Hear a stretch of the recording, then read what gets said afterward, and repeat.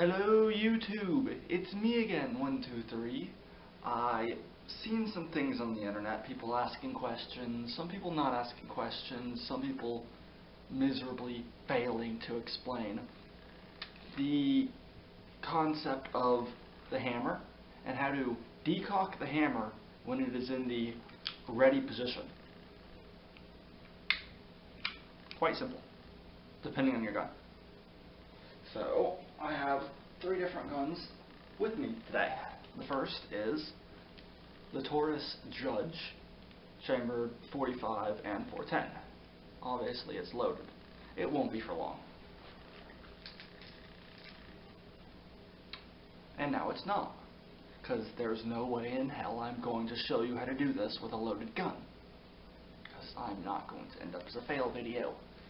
So, saying it's still unloaded, closing it. In this kind of gun, I can pull the trigger all the way back, and it will put the hammer back and send it forward and fire the gun, or I can cock it back and then pull the trigger. But wait, how does we get the trigger to go forward without firing the casing? Simple.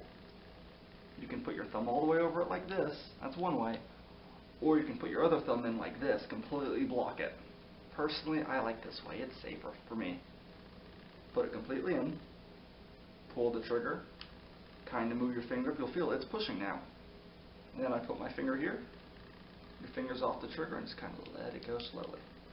That's the safest way. That is the safest. Now I've tested with this particular gun.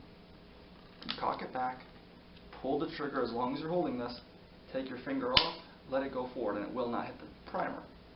Will not hit the hammer that gets the thing that hits it all forward.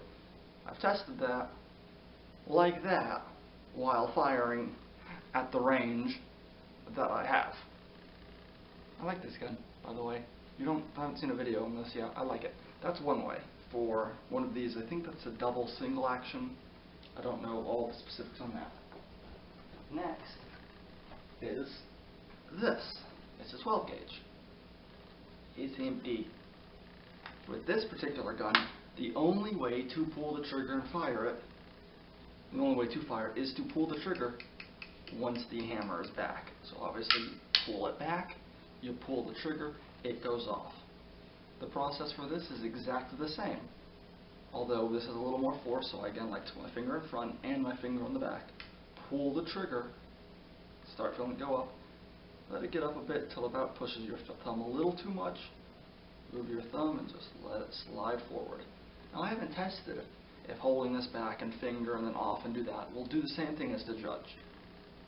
And it's a shotgun, I'm not going to have my fingers up in this delicate position when I'm firing this. I don't like recoil anyways, so I'm not willing to test that. Again, it was empty. I tested before I did that. So I'm not going to be in a fail video. Ha! Lastly, a gun you saw briefly during the intro is this. It's a Taurus PT 809 9mm. Frankly, I bought 2 Taurus guns. I don't think I'm going to buy any more. I don't like them. But that's a different reason. I'll probably do that whenever I display the 2 guns.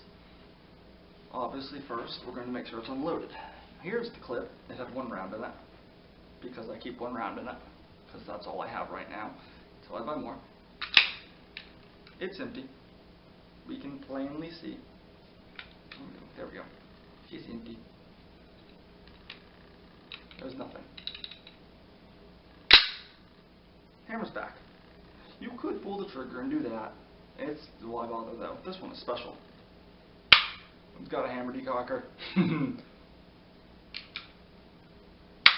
mean, theoretically the same could work, but I haven't tested the theory of being able to just do that. But it's the same exact thing. You pull it back, finger, trigger, holding this, let it go up slowly, your finger's off the trigger. Boom. Boom. It's simple. By the way, I didn't fire any rounds into my wall. Farewell, YouTube. This has been 123. I am signing off. Quick video. I'll see you later.